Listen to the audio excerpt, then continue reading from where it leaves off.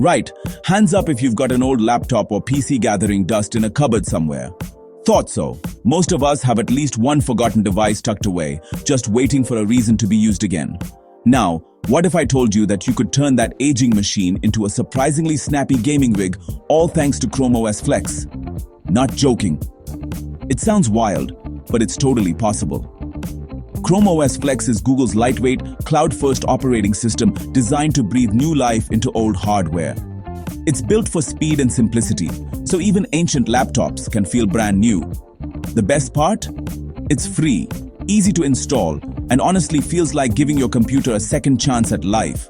You don't need to be a tech wizard, just follow a few simple steps. All you need is a USB stick and about 15 minutes.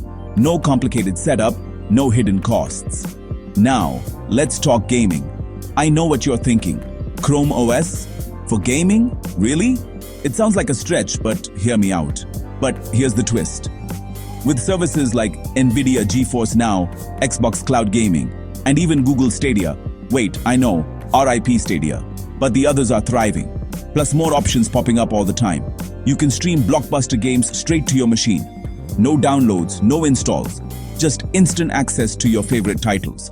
No beefy graphics card needed.